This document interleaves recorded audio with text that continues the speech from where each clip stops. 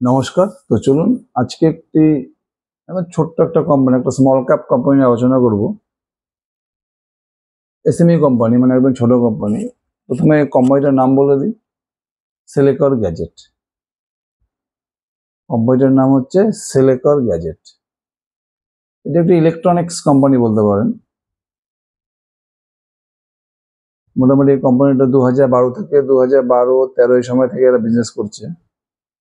প্রথমে এই কোম্পানিটা কি করতো, এইসব মোবাইল ফোন যেমন ছিল কিপ্যাডওয়ালা যে মোবাইল ফোনগুলো ছিল না, 1000 টাকা, 1200 টাকা, 2000 টাকার দাম ছিল, এই সমস্ত ফোনগুলো কি করতো ওরা, বিভিন্ন ম্যানুফ্যাকচারিং কোম্পানি দিত অর্ডার, ওখান থেকে ম্যানুফ্যাকচারিং করে তারপরে এরা সেল করতো, ডিস্ট্রিবিউটারকে সেল করতো, রিটেলারকে সেল করতো। এইভাবে এরা প্রথম বিজনেস শুরু করেছিল। জাস্ট কিপ্যাড মোবাইলগুলো বিভিন্ন ম্যানুফ্যাকচারিং কোম্পানিকে অর্ডার দিত, অর্ডার দিয়ে বানিয়ে নিত, তারপরে এরা কী করছে, সেই মোবাইলগুলোকে বিভিন্ন ডিস্ট্রিবিউটার বা রিটেলারের কাছে সেল করতো। এইভাবে এরা কিন্তু বিজনেস স্টার্ট করেছিল অনলি কিপ্যাড মোবাইল দিয়ে। তারপরে ধীরে ধীরে 2018-তে কী করলো, নিজেদের ব্র্যান্ড চালু করলো, সেলেকর। সেলেকর ব্র্যান্ড চালু করে এরা কী করলো, যত মোবাইল ফোন বা এসব ইলেকট্রনিক্স প্রোডাক্ট বিভিন্ন ম্যানুফ্যাকচারিং কোম্পানি থেকে অর্ডার দিয়ে বানাতো, তারপরে এর মধ্যে এরা কী করলো, সেলেকর একটা ব্র্যান্ড লাগিয়ে দিল। মানে সমস্ত প্রোডাক্ট এরা সেলেকর ব্র্যান্ড দিয়ে বিজনেস শুরু করলো, চালু হয়ে গেলো সেলেকর ব্র্যান্ড। এরা কিন্তু প্রথমে বিজনেস কীভাবে শুরু করলো, কিপ্যাড মোবাইল দিয়ে। তারপরে ধীরে ধীরে এদের বিজনেস কী হলো, স্মার্ট মোবাইল চলে এলো, অ্যান্ড্রয়েড ফোন চলে এলো, তারপরে আপনারা বলতে পারেন হেডফোন, তারপরে স্মার্ট ওয়াচ, এই সমস্ত প্রোডাক্ট বানানো শুরু করলো। তারপরে ধীরে ধীরে বানানো শুরু হলো এলইডি টিভি। এখন তারা চলে এসছে একদম যত হোম অ্যাপ্লায়েন্স প্রোডাক্ট আছে, রেফ্রিজারেটর, এসি, এয়ার কুলার, সমস্ত ইলেকট্রনিক কনজিউমার প্রোডাক্ট কিন্তু এটা বানানো অলরেডি শুরু করে দিয়েছে।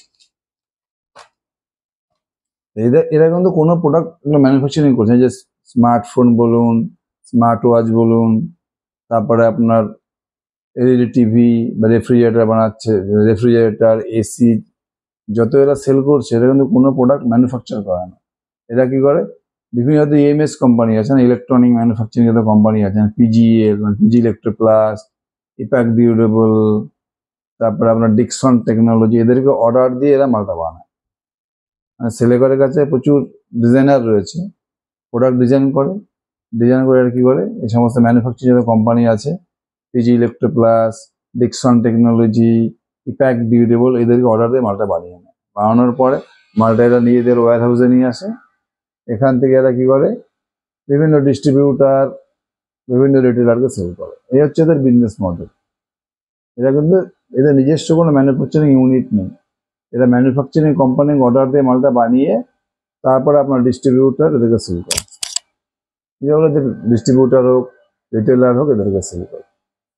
দেখুন এদের যে প্রোডাক্টগুলো আছে না, এই যে সেলেকর গ্যাজেট যত প্রোডাক্ট বিক্রি করে, মোবাইল বা এলইডি টিভি বা ফ্রিজ বা এই সমস্ত প্রোডাক্ট যে বানাচ্ছে এরা কিন্তু বিশাল কোনো ব্র্যান্ডের প্রোডাক্ট না। এদের যে প্রোডাক্টের রেঞ্জ খুব সস্তার প্রোডাক্ট বলতে পারেন, মানে 2 থেকে 3 হাজার টাকার মোবাইল, 8 থেকে 10 হাজার টাকার রেফ্রিজারেটর, মানে খুবই নর্মাল প্রোডাক্ট, মানে খুবই সস্তার প্রোডাক্ট। মানে এরা কোন কাস্টমারকে টার্গেট করে, এদের টার্গেট কাস্টমার হচ্ছে লোয়ার ক্লাস বা লোয়ার মিডিল ক্লাস কাস্টমার। এদের তো অ্যাপেলের মতো ব্র্যান্ড নেই যে 1 লক্ষ টাকার মোবাইল বিক্রি করছে, এলজির মধ্যে 30,000, 35,000, 50,000 টাকার রেফ্রিজারেটর বিক্রি করে, তা নয়। এরা একদম সস্তার প্রোডাক্ট বিক্রি করে, মানে 2 থেকে 3 হাজার, 2-3 হাজার, 4 হাজার টাকার মোবাইল বিক্রি করছে, 10 থেকে 12 হাজার টাকার এলইডি টিভি বিক্রি করছে। এদের কাস্টমারটা কি, এদের কাস্টমারটা হচ্ছে একদম লোয়ার মিডল ক্লাস বা লোয়ার ক্লাস কাস্টমার বলতে পারেন। এদেরকে যদি মার্জিনও কম, যেহেতু প্রোডাক্টের এমআরপি কম, সস্তার মার্জিনও কম, 3%, 3.5% নেট মার্জিন থাকে। এদের বিজনেসের ফান্ডাটা হচ্ছে, যেহেতু এদের প্রফিট মার্জিনটা কম আছে, তাহলে এদের টার্গেট কি, এদের টার্গেট হচ্ছে পুরো ডিস্ট্রিবিউশন গেম। মানে এরা যত ভলিউমে মাল বিক্রি করতে পারবে তত ওদের ব্যবসা বাড়তে থাকবে। এদের কি করতে হবে, এদের পুরো ভলিউমে মাল বিক্রি করতে হবে, যত বেশি সেল করতে পারবে। এদের টার্গেট হচ্ছে এই যে এই সমস্ত কাস্টমার টায়ার 3, টায়ার 4 সিটির যে lower class, lower middle class customer আছে, এদের ঘরে ঘরে মালটাকে পৌঁছানো। এদের মার্জিন কম, এরা এই কোম্পানি কী করে গ্রো করবে, কী করে প্রফিট করবে, এদেরকে ভলিউমে মাল বিক্রি করতে হবে, প্রচুর মাল বিক্রি করতে হবে। এই কোম্পানি কিন্তু এই কাজটাই করে যাচ্ছে।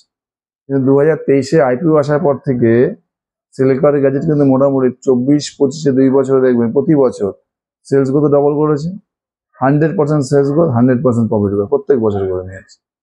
এবার যদি 2024-25-এর বিজনেস দেখুন, 2024-এ সিলিকনের টোটাল সেল ছিল 500 কোটি টাকা, আর 2025-এ সেল করে নিয়েছে 1000 কোটি টাকা, মানে 1000 সামথিং, 1026 কোটি টাকা। আর 2024-এ প্রফিট ছিল 16 কোটি টাকা, 2025-এ প্রফিট হচ্ছে 31 কোটি টাকা, মানে সেলস গ্রোথ প্রফিট গ্রোথ দুটোই কিন্তু 100%। 2024-এ সেলস ছিল 500 কোটি টাকা, 2025-এ হয়েছে 1000 কোটি টাকা, 2024-এ সেলস ছিল 16 কোটি টাকা, 2025-এ প্রফিট হয়েছে 31 কোটি টাকা, মানে সেলও ডাবল, প্রফিটও ডাবল। এখন সিলিকন গ্যাজেট দেখুন, এদের যে বিজনেস মডেলটা বোঝা গেল, এরা কিন্তু কোনো ম্যানুফ্যাকচারিং করছে না, জাস্ট অর্ডার দিয়ে ম্যানুফ্যাকচারিং কোম্পানি থেকে মালটা বানিয়ে নিয়ে আসছে। বাল্ক মানে প্রচুর পরিমাণে অর্ডার দিয়ে মালটা বানিয়ে নেয়। তারপরে এরা কি করে, ডিস্ট্রিবিউটার, রিটেলার এদেরকে সাপ্লাই করে। আমাদের গেমটা যত ডিস্ট্রিবিউটার বাড়াতে পারবে, যত রিটেলার বাড়াতে পারবে, তত ওদের বিজনেস গ্রোথ করবে। যেমন 2023 সালে যখন এরা প্রথম আইপিও আসছে, যখন 2023 সালে সিলিকন গ্যাজেট লিস্টিং হলো, তখন ওদের ডিস্ট্রিবিউটার ছিল 800 আর রিটেলার ছিল মোটামুটি 25,000। আর এখন দেখুন 2025-এ এদের ডিস্ট্রিবিউটার হয়েছে 1800, 2023-এ কত ছিল 800, আর ডিস্ট্রিবিউটার হয়েছে 1800, মানে ডবলেরও বেশি।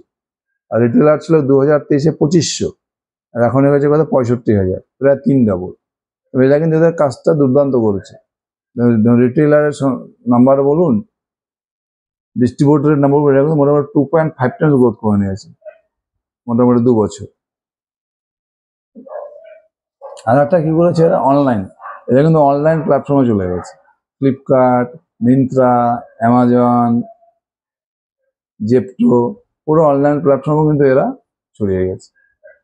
আগে দেখুন কি হতো, আগে এদের প্রোডাক্ট মোটামুটি 98% প্রোডাক্ট, 99% প্রোডাক্ট অফলাইনে চলতো।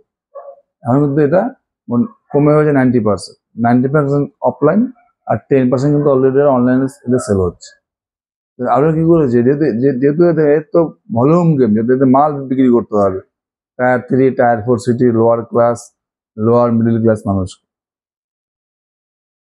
এরা কি, এই জন্য এরা কিন্তু বলিউডে ভালো ভালো সেলিব্রিটিসকে দেখুন অ্যাডভার্টাইজ করছে। করিনা কাপুর, তারপরে বরুণ ধাওয়ান, কিয়ারা আদবানি, এইসব স্টারদের কিন্তু এরা এখন মানে পুরো প্রচার করছে আর কি। এর মধ্যে গেমটা ভালোভাবেই খেলছে আর কি। সিলিকন গ্যাজেট যেভাবে বিজনেসটা করা উচিত, যা বিজনেস মডেল এরা কিন্তু সেভাবেই চলছে। এবার এখন দেখেন কি আর একটা জিনিস ভালো করছে, প্রোডাক্ট মিস করছে। প্রোডাক্ট মিস বলতে, আগেদের কি হতো, 90% প্রোডাক্ট ছিল যা সেল হতো, 90% ছিল হচ্ছে মোবাইল ফোন, স্মার্টফোন। এখন কি করেছে এরা, এখন ওরা জোর দিয়েছে কিছু হোম অ্যাপ্লায়েন্সে, refrigerator, air cooler, LED TV, AC, কারণ এই সমস্ত প্রোডাক্টের মার্জিনটা একটু বেশি হচ্ছে। এইসব প্রোডাক্ট থেকে দাম বেশি, এসব প্রোডাক্টের 10,000, 15,000, 20,000 দামটা বেশি মোবাইল ফোনের থেকে অনেক। এইসব প্রোডাক্টের মার্জিনটাও বেশি। এই জন্য কোম্পানি কি হচ্ছে, পোর্টফোলিও ধীরে ধীরে এই সমস্ত প্রোডাক্ট, হোম অ্যাপ্লায়েন্স প্রোডাক্টগুলো বাড়ছে, আর মোবাইলের পরিমাণটা কমে যাচ্ছে। এখন কি করেছে এরা, টোটাল সেলের কোনো 50% সেল হচ্ছে এদের, 55% সেল করছে হোম অ্যাপ্লায়েন্স, আর 45% বাকি মোবাইল অ্যাক্সেসরি এই সমস্ত করছে। এরা প্রোডাক্ট মিক্সিং কিন্তু ভালোভাবে করছে, যেখানে মার্জিন বেশি সেই প্রোডাক্টগুলোর মধ্যে এরা সেল ধীরে ধীরে বাড়াচ্ছে। এবার কোম্পানির ফিউচারে কোম্পানি কি করতে যাচ্ছে, কোম্পানি ফিউচারে এই মুহূর্তে দেখুন কোম্পানি আরেকটা জিনিস করেছে, এরা নিজস্ব কি করেছে, এখন ইন্ডিয়াতে অলরেডি মোটামুটি 7টা রিটেল স্টোর খুলেছে নিজেদের, শুধু সিলিকনের রিটেল স্টোর, রিটেল নিজেরাই করছে, নিজের দোকান খুলে বসে গেছে, রিটেল স্টোর অলরেডি 7টা স্টোর এরা খুলে নিয়েছে, যেখানে সিলিকন গ্যাজেটসের মানে ওনাদের ব্র্যান্ডের সমস্ত মাল পাওয়া যাবে। এটা কিন্তু খুব ভালো ইনিশিয়েটিভ। এই রিটেল স্টোরগুলো খোলাতে কি হবে, এদের কোনো ব্র্যান্ডের আরো প্রচার হবে সিলিকন। এটা দরকার না, যত সিলিকনের ব্র্যান্ডে যত প্রচার হবে, যত ঘরে ঘরে পৌঁছাবে, তত এদের কি হবে, ডিস্ট্রিবিউশন বাড়বে, সেল বাড়বে, সবকিছু বাড়বে। কোম্পানি দেখুন 2025-এ কোম্পানি মোটামুটি কি করেছে, 2023 থেকে 2025-এ মোটামুটি 2.5 ডাবল ডিস্ট্রিবিউটার বাড়িয়েছে এবং 2.5 ডাবল রিটেলার বাড়িয়েছে। এখন কোম্পানি যে গাইডেন্স দিয়েছে 2026-এ কোম্পানির গাইডেন্স হচ্ছে কোম্পানি বলেছে নেক্সট 1 ইয়ার্স এখন ওদের টোটাল ডিস্ট্রিবিউটার রয়েছে কত, টোটাল ডিস্ট্রিবিউটার 1800, নেক্সট 1 ইয়ার্সে ডিস্ট্রিবিউটারের সংখ্যা যাবে 2500, মানে এখানে মোটামুটি 40% গ্রোথ। আর এখন টোটাল রিটেলার কত ওদের 65,000 বলছে নেক্সট 1 ইয়ার্সে এদের রিটেলার হয়ে যাবে 80,000, 80,000। তারপরে এরা কি করছে, বিভিন্ন বড় যত বড় বড় রিটেল কোম্পানি আছে না, বড় বড় ব্র্যান্ডের রিটেল কোম্পানি, টাটার ক্রোমা রয়েছে, আরো বিশাল মেগামার্ট রয়েছে, এরা হচ্ছে এইসব রিটেল যত আউটলেট আছে এদের সঙ্গে ওরা টাই আপ করতে যাচ্ছে, এদের মলে বা এদের যে স্টোরগুলোতে যাদের সেল করে মাল এটা সাপ্লাই দিতে পারে আর কি, সেটা এরা করছে। যদি এরা করতে পারে সাকসেসফুলি, বড় বড় রিটেল কোম্পানিগুলোর সাথে যদি অ্যাডজাস্ট করতে পারে, তাহলে এদের কি হবে, এদের প্রচারও বাড়বে এবং সেলও বাড়তে থাকবে। এরা আর কি করছে, এরা এবার কি করছে দেখুন, আর এরা করছে হচ্ছে এরা যেই কাস্টমারগুলো এরা টার্গেট করছে, lower class lower middle class কাস্টমারকে, যাদের এই সমস্ত মাল যারা কিনবে আর কি, ওই এসি কিনতে চায় একটা বা ফ্রিজ কিনতে চায়, যাদের ইনস্টলমেন্টে মালটা নিতে পারে, বাকিতে মালটা নিতে পারে, এই জন্য এরা বিভিন্ন ফিনটেক কোম্পানি যত আছে না, কোটাক মহিন্দ্রা ব্যাংক, তারপরে আপনার Airtel payment bank, Google Pay, ফোন পেদের সঙ্গে টাই আপ করছে, যাতে কাস্টমার ইএমআই মাল নিতে পারে। এটা করলে কি হবে, এদের সেলারও বেড়ে যাবে। এইসব স্ট্র্যাটেজি যদি নেয় ওরা, তাহলে এসব করা থেকে কোম্পানি কিন্তু সেলারও বাড়বে। এবার ওরা ভ্যালুয়েশনটা দেখে যে এই কোম্পানি এই মুহূর্তে ভ্যালুয়েশনটা কি দাঁড়াচ্ছে, মানে কোম্পানি কিন্তু 2023 থেকে 24, 2024 থেকে 25 কিন্তু 100% সেলস গ্রোথ করেছে। এবার 2025 কোম্পানি গাইডেন্স দিয়েছে 2026 জন্য। দেখুন কোম্পানি 2025 টোটাল সেল করেছে কত, 1000 কোটি টাকা, আর 2026 গাইডেন্স দিয়েছে কত, 1500 কোটি টাকা, মানে 50% সেলস গ্রোথ করবে।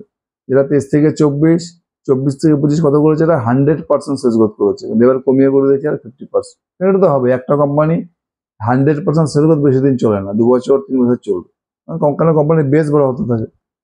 তাহলে এখন এদের কত টার্গেট দিয়েছে, 2026 সেলস গ্রোথ হবে 1500 কোটি টাকা, 2025 কত আছে 1000 কোটি টাকা, মানে 50% সেলস গ্রোথ। আর প্রফিট করেছে কত, 2025 31 কোটি টাকা, 2026 প্রফিট টার্গেট দিয়েছে এরা 50 কোটি টাকা। এখানে কিন্তু বেশি করে দেখাচ্ছে এরা, মোটামুটি 65% প্রফিট করে দেখাচ্ছে। মানে কোম্পানি কি বলতে যাচ্ছে, কোম্পানি বলতে যাচ্ছে এদের যে অপারেটিং লেভারেজ ছিল, প্রফিট মার্জিন, যেটা 2025 মোটামুটি 3% ছিল, সেটা কিন্তু এবার বলছে এরা মোটামুটি 3.5, 3.5% হতে পারে, মানে প্রফিট মার্জিনটা কিন্তু বাড়বে এদের। এটা কিন্তু খুব ভালো জিনিস। কোম্পানির প্রফিট মার্জিন কি করে বাড়বে, প্রোডাক্ট মিক্স দিয়ে। এরা এখন এসি, রেফ্রিজারেটর এই সমস্ত প্রোডাক্টটা সেল বেশি করছে, এগুলো থেকে মার্জিনটা বেশি হচ্ছে, যার ফলে 2026 কোম্পানি বলেছে এদের প্রফিট মার্জিনটা কিন্তু বেটার হবে 2025 থেকে, 1500 কোটি টাকা সেল হবে, আর প্রফিট টার্গেট দিয়েছে 50 কোটি টাকা। এবার যদি একটু ভ্যালুয়েশনও দেখে নিন, এই মুহূর্তে কোম্পানির মার্কেট ক্যাপ কত, মোটামুটি 700 কোটি টাকা মার্কেট ক্যাপ, আর 2026 প্রফিট গিয়ে দাঁড়াচ্ছে 50 কোটি টাকা। মার্কেট ক্যাপ দিয়ে টোটাল প্রফিট দিয়ে ভাগ করেন 700কে 50 দিয়ে, তাহলে সিলিকন গ্যাজেটে 2026 পি আছে 14, মাত্র 14 পি, আর গ্রোথ ইঞ্জিন কত পাচ্ছেন 50 থেকে 60%। তাহলে পে রেশিও কত হচ্ছে, পি বাই গ্রোথ 14কে মানে 50 দিয়ে ভাগ করেন, মোটামুটি 0.25, মানে 1 টাকায় মাল পাচ্ছেন আমি 25 পয়সা দিয়ে। কিন্তু দেখো দুর্দান্ত ডিল হতে পারে, 14 পিতে 50% সেলস গ্রোথ, ডিলটা মোটামুটি যথেষ্ট একটা ভালো ডিলই মনে হচ্ছে এই মুহূর্তে। সমস্যাটা কি, সমস্যা হচ্ছে এই সিলিকন গ্যাজেটে মোটামুটি মার্কেট ক্যাপ চলে গেছিল 1200 কোটি টাকা, দেখুন 3-4 মাস আগে, এখন মার্কেট ক্যাপ নেমে গেছে 700 কোটি টাকা। কারণটা হচ্ছে যে কোম্পানি যে 100% সেল গ্রোথ করেছে 23 থেকে 24, 24 থেকে 25, এই 25-এ এসে কোম্পানি গাইডেন্সটা কমিয়ে দিয়েছে, 25-এ সেলস করছে 1000 কোটি টাকা, 26-এ কথা বলছে 1500 কোটি টাকা, মানে 50% গ্রোথ। কিন্তু 100% থেকে কোম্পানি 50% নেমে চলে এসেছে, এই জন্য ইনভেস্টার ভালো লাগেনি। আজকে দেখুন 1200 কোটি টাকা মার্কেট ক্যাপ চলে গেছে 700 কোটি টাকা। কিন্তু এখন কিন্তু সিলিকন গ্যাজেটের ডিলটা খুব সুন্দর হয়ে গেছে, আপনি এই মুহূর্তে 14 পিটাও কমে গেছে, এদের পুরো পি কন্ট্যাক্ট হয়ে গেছে, আমরা 14 পিতে মোটামুটি 50% গ্রোথ ইঞ্জিন পাচ্ছি। এরকম একটা কোম্পানি পাচ্ছি যে কোম্পানি কিন্তু স্ট্র্যাটেজিক্যালি বিজনেস কিন্তু একদম সঠিক দিকে যাচ্ছে, ডিস্ট্রিবিউটার বাড়াচ্ছে কোম্পানি, রিটেলার বাড়াচ্ছে কোম্পানি, অনলাইন প্ল্যাটফর্মে প্রেজেন্ট বাড়াচ্ছে, বিভিন্ন রিটেল কোম্পানিগুলো যারা আছে বড় বড় যেমন ক্রোমা এই ধরনের কোম্পানির সাথে টাই আপ করেছে। কোম্পানি কি টার্গেটে, যেহেতু এটা প্রফিট মার্জিনটা কম, কোম্পানির টার্গেট হচ্ছে একদম ডিস্ট্রিবিউটর গেম, গেমটা পুরো ডিস্ট্রিবিউশন গেম। যত ডিস্ট্রিবিউটার বাড়াতে পারবে, রিটেলার বাড়াতে পারবে, তত কি হবে কোম্পানি একদম ঘরে ঘরে সিলিকনের প্রোডাক্ট পৌঁছে যাবে। কারণ এটা তো হাই ব্র্যান্ডেড প্রোডাক্ট না, যেটা অ্যাপেলের মতো কোনো প্রোডাক্ট না, বিশাল মার্জিন রয়েছে, এমআরপি প্রচুর, সব সস্তার প্রোডাক্ট বিক্রি করছে, এখানে মার্জিন কম। যত ডিস্ট্রিবিউশন করতে পারবে এরা, যত ডিস্ট্রিবিউটার বাড়াতে পারবে, রিটেলার বাড়াতে পারবে, যত অনলাইনে প্রেজেন্ট হতে পারবে, যত অ্যাডভার্টাইজ করতে পারবে, তত ওদের সেল বাড়বে। এবার যতদিন কোম্পানি বাড়াতে থাকবে, কোম্পানির সেল কিন্তু বাড়তে থাকবে। যখনই কোম্পানির ডিস্ট্রিবিউটার বাড়াতে পারবে না, রিটেলার বাড়াতে পারবে না, তখন কিন্তু এই কোম্পানির বিজনেস আটকে যাবে। দেখুন, আপনি এই কোম্পানিটা স্টাডি করুন, সিলিকনের কাজে কিন্তু প্রচুর স্কোপ আছে, মানে বিজনেস মডেলটা ভালো আছে, কোম্পানি কিন্তু রাইট ডিরেকশনে যাচ্ছে। আইপিও 2023 আইপিও আসার পর থেকে কোম্পানি কিন্তু একদম সঠিক রাস্তায় যাচ্ছে। সেলস গ্রোথ বলুন, প্রফিট গ্রোথ বলুন, যেভাবে ডিস্ট্রিবিউটার বাড়াচ্ছে, রিটেলার বাড়াচ্ছে, প্রোডাক্ট মিক্স করছে। আগে শুধু মোবাইল ফোন ছিল বেশি, মোবাইল ফোনে মার্জিন কম, এখন কোম্পানি কি হচ্ছে হোম অ্যাপ্লায়েন্সের দিকে হয়ে গেছে, AC, refrigerator, air cooler, geyser, এইসব প্রোডাক্টের দিকে এরা বেশি, এইসব প্রোডাক্ট বেশি সেল করার টার্গেট করছে। তোমরা স্টাডি করুন, কোম্পানির পিপিটি বলুন, আমার তো এই ডিলটা ভালোই মনে হচ্ছে, দেখুন। Thank you.